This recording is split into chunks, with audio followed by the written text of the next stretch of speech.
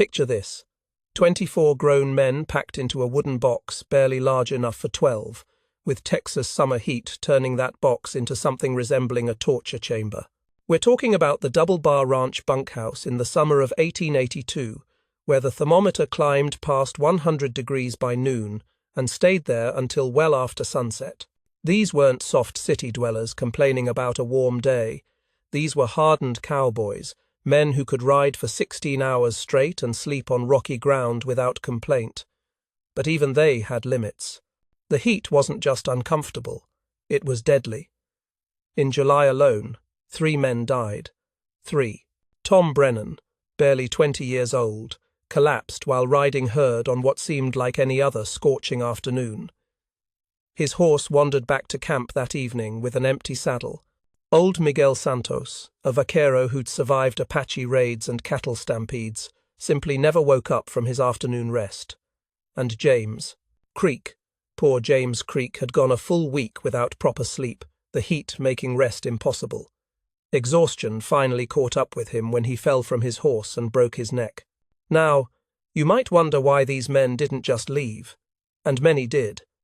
Big Tom Sullivan, the double bar foreman, watched his workforce evaporate like morning dew on hot stones.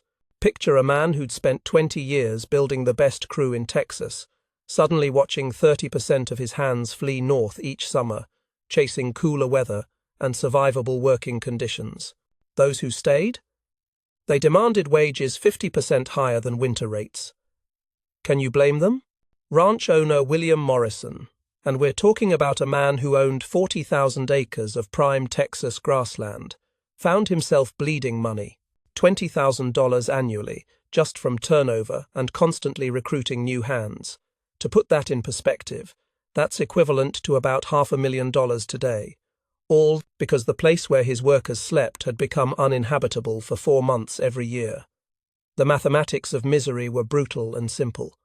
Hot men couldn't work efficiently. Exhausted men made mistakes that cost cattle, equipment, and sometimes lives. Sleep-deprived cowboys couldn't think straight, leading to accidents and injuries that required expensive medical attention. The double bar was caught in a vicious cycle, where the very weather that made cattle ranching profitable was simultaneously destroying the human infrastructure needed to make ranching work. This was the American frontier in all its harsh reality, not the romanticized version we see in movies, but a place where basic survival often hung in the balance. These weren't the days of air conditioning or even electric fans. The best cooling technology available was shade and whatever breeze nature might provide. And in the middle of Texas summer, with humidity that made the air feel thick as soup, even shade offered little relief. Into this desperate situation rode a man named Jake Morrison, no relation to the ranch owner, despite sharing the surname. At 35, Jake moved with the careful precision of someone who'd learned to observe everything and assume nothing. While other cowboys spent their evenings gambling away their wages or drowning their sorrows in whiskey, Jake could be found sketching in a worn leather notebook, drawing wind patterns and calculating angles that meant something only to him. His past remained as mysterious as morning fog. Those scars on his hands suggested harder times, experiences that had taught him lessons the easy way couldn't provide. But Jake had something the other men lacked: hope. Not the naive optimism of youth, but the quiet confidence of a man who'd solved impossible problems before. When Jake claimed he could make the bunkhouse livable, Big Tom Sullivan faced a choice. He could dismiss this stranger as just another drifter with big talk and empty promises.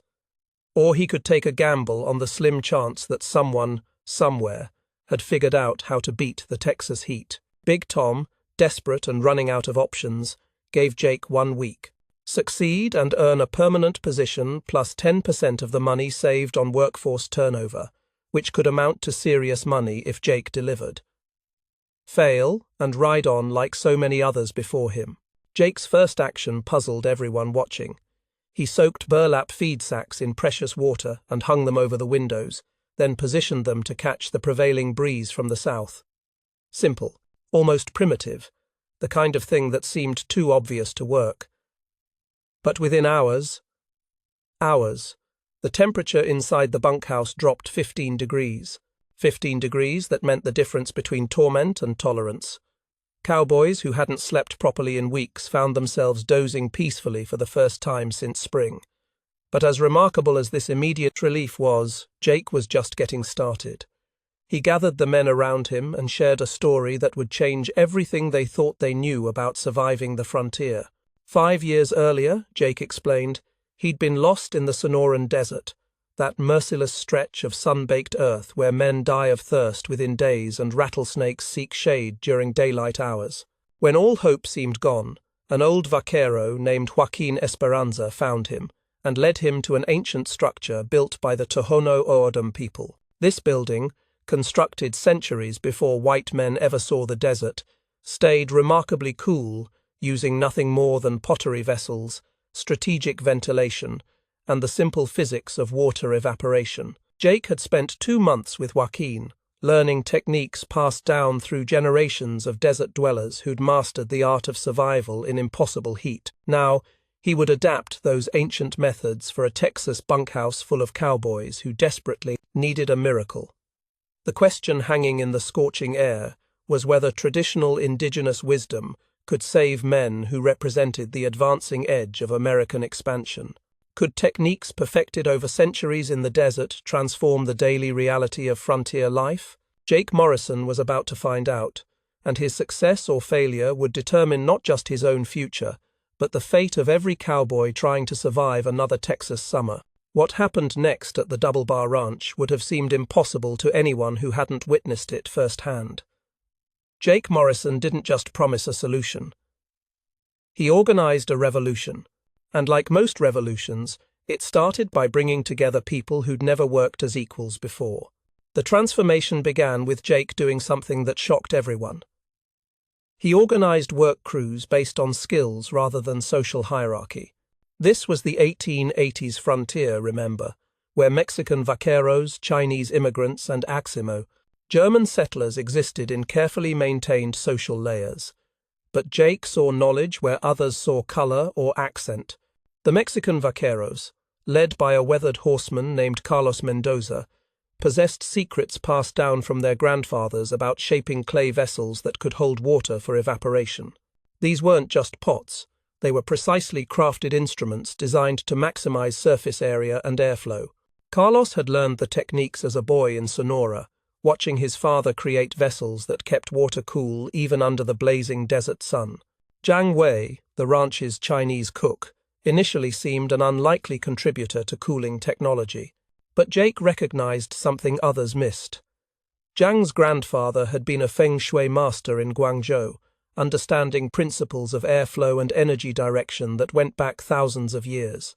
Jiang knew how to position openings and barriers to guide breezes through living spaces, creating circulation patterns that could move air efficiently through the most cramped quarters. Klaus Müller, a German immigrant who'd arrived just 2 years earlier, brought knowledge from European root cellars, techniques his family had used for generations to maintain stable temperatures underground. Klaus understood thermal mass, how stone and earth could absorb heat during the day and release it slowly at night, creating natural temperature regulation. Jake's genius wasn't in inventing something entirely new. His brilliance lay in recognizing that the solution already existed, scattered across different cultures and traditions. He just needed to weave these separate threads into a single, coherent system. The design that emerged centered on 4 wind-catching towers, rising 6 feet above the bunkhouse roof. Picture medieval castle towers, but engineered for air conditioning rather than defense. These towers, built with adjustable louvers that could be repositioned throughout the day, could capture breezes from any direction. As the wind shifted from south to west with the changing weather patterns, cowboys could simply adjust the louvers to maintain optimal airflow. Inside each tower, Jake installed a system that would have impressed ancient Persian engineers. Water dripped slowly over carefully arranged layers of charcoal and sand, cooling and cleaning the air before it entered the living space. The charcoal filtered dust and odors, while the sand provided additional surface area for evaporation. The result was air that wasn't just cooler, but actually cleaner and more pleasant to breathe. Beneath the floorboards, Jake created a network of clay pipes that Carlos and his men shaped using techniques their ancestors had perfected in the desert. These pipes drew cool air from shaded areas outside the bunkhouse, creating a natural circulation system that pulled hot air up through the towers while drawing cooler air in from below. The work attracted attention from beyond the double bar. Word traveled fast on the frontier, and by mid-August, visitors began arriving to see what Jake was building. Most came out of curiosity, but one visitor had different intentions. Black Pete Daniels owned the rival Rocking D Ranch, and he arrived on August 15th with 6 men, demanding to see the improvements. Pete was the kind of man who believed that if he couldn't have something first, nobody should have it at all. Jake suspected Pete intended to steal the design and implement it at the Rocking D before the double bar could gain any competitive advantage. So, Jake played a careful game. He showed Pete and his men the visible elements, the towers, the louvers, the general concept, but he kept the crucial engineering details secret. The precise angles of the air channels, the specific ratios of charcoal to sand in the filters, the exact positioning of the underground pipes that made the whole system work efficiently. When Pete offered to buy the complete plans for $500, a substantial sum that represented nearly 2 years' wages for most cowboys, Jake refused. Pete's response revealed his true character. That very night, 2 of his men tried to break into Jake's workshop, where the detailed drawings were kept. But Jake and his allies were waiting. What followed was a moonlight brawl that became frontier legend, not because of its violence, but because of what it represented. Mexican vaqueros fought alongside German immigrants and Chinese workers to protect knowledge that belonged to all of them. The fight ended with Pete's men fleeing into the darkness and Jake's reputation as both inventor and fighter permanently established. Word spread across Texas like wildfire. Cowboys from neighboring ranches visited just to marvel at the bunkhouse where men could actually sleep during summer heat waves. But the transformation went far beyond temperature control. With comfortable living conditions, something remarkable happened to the place's social fabric of the double bar.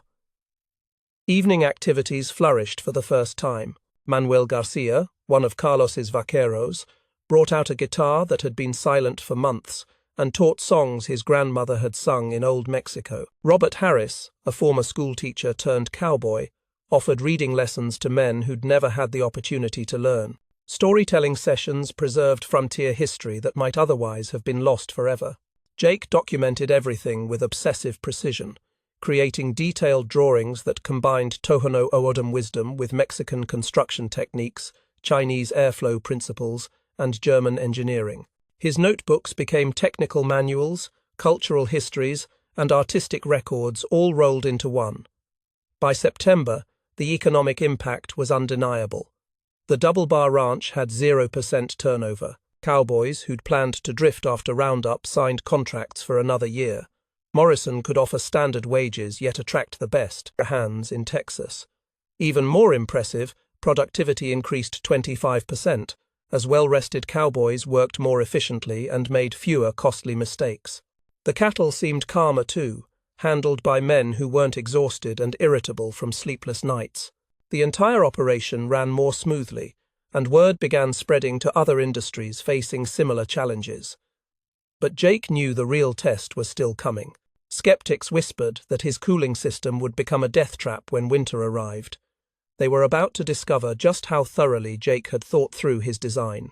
As autumn painted the Texas landscape in shades of gold and brown, the skeptics emerged from their silence like buzzards circling a dying animal.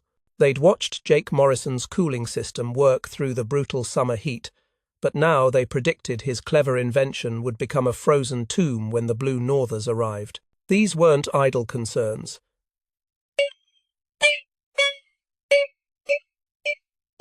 Texas winters could be as merciless as the summers, just in the opposite direction. When Arctic air masses swept down from Canada, unobstructed by mountains or forests, temperatures could plummet 40 degrees in a single hour. Cowboys had frozen to death in their bunks during particularly savage storms, victims of inadequate heating and poor insulation. Jake's response to these concerns revealed the true genius of his design. Every element was reversible. Those wind catchers that had drawn in cool summer breezes, Jake demonstrated how they could be adjusted to capture warm air currents during winter.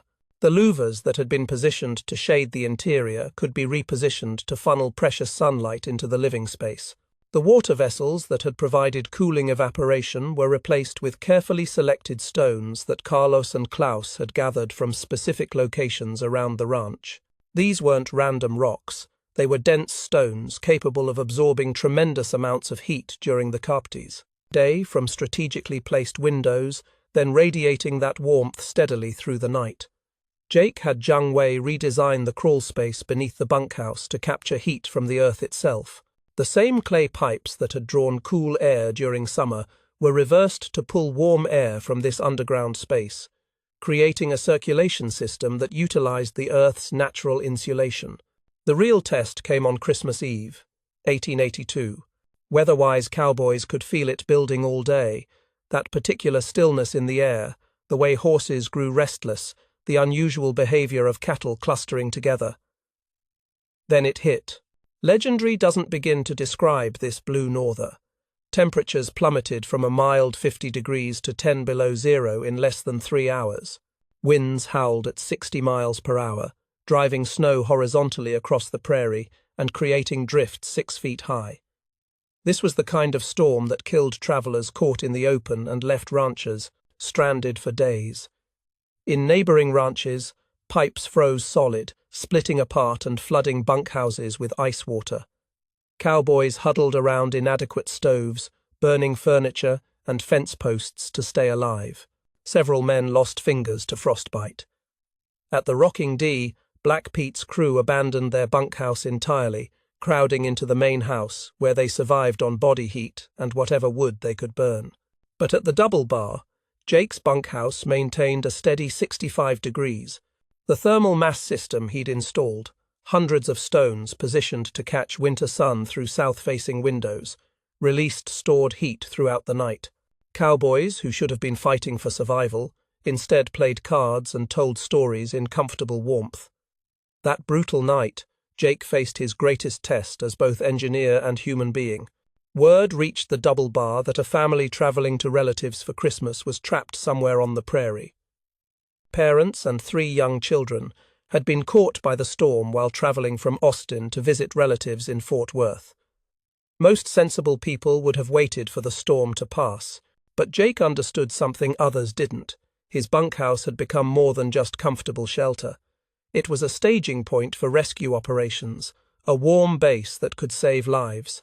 Jake led 12 volunteers into the blizzard. They worked in relay teams, using the heated bunkhouse to warm up between search runs. After 6 hours of searching in conditions that should have been fatal, they found the Wheelers nearly frozen in their wagon, the parents barely conscious, and the children dangerously close to death from exposure. The rescue became frontier legend, but not for the reasons you might expect. The real story wasn't the heroic search. It was what happened when they brought the family back to safety. Even Black Pete Daniels arrived at the Double Bar that night, his own bunkhouse, uninhabitable, humbly asking Jake to save his men from freezing. Jake's response defined not just his character, but the entire philosophy behind his work. Instead of revenge against the man who tried to steal his designs, Jake spent the night teaching Pete's foreman the heating principles. He even provided sketches, freely sharing knowledge that could save lives. By morning, cowboys from 3 ranches were working together to implement emergency modifications. The shared crisis had created unexpected unity across property lines and personal feuds. But Jake's generosity came with shrewd conditions. He insisted that knowledge capable of saving lives should never be hoarded, though he retained the most sophisticated techniques for paying clients.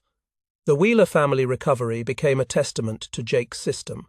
The children, who'd been nearly catatonic from cold exposure, recovered completely within 24 hours in the consistently heated environment.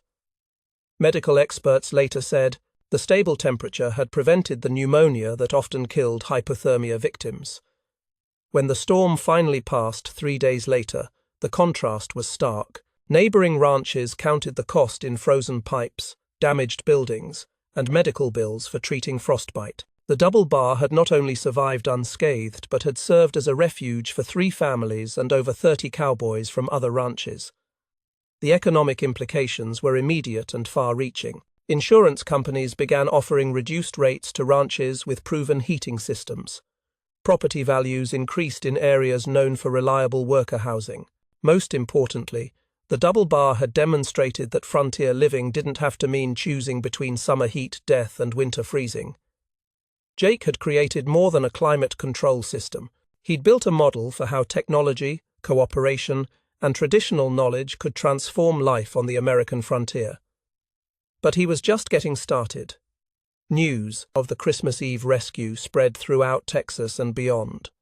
Letters arrived from railroad companies, mining operations, and military outposts, all facing similar challenges with worker housing. Jake realized he'd stumbled onto something much larger than solving one ranch's problems.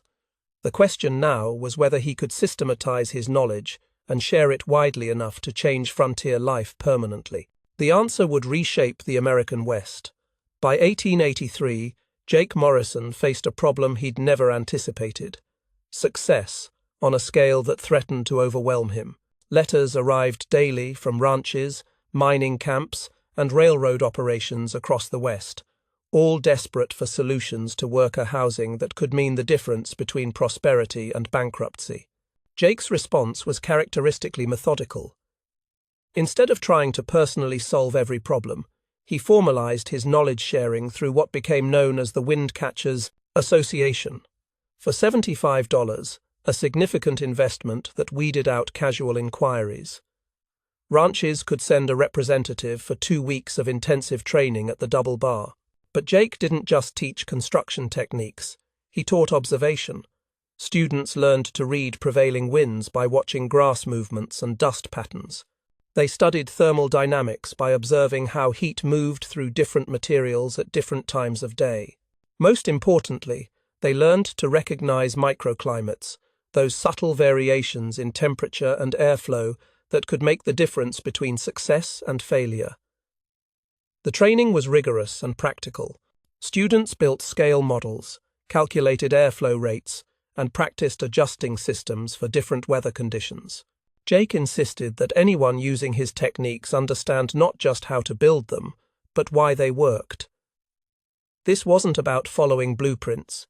It was about mastering principles that could be adapted to any environment. The association grew explosively. Within 2 years, 300 members represented operations from Montana to Mexico.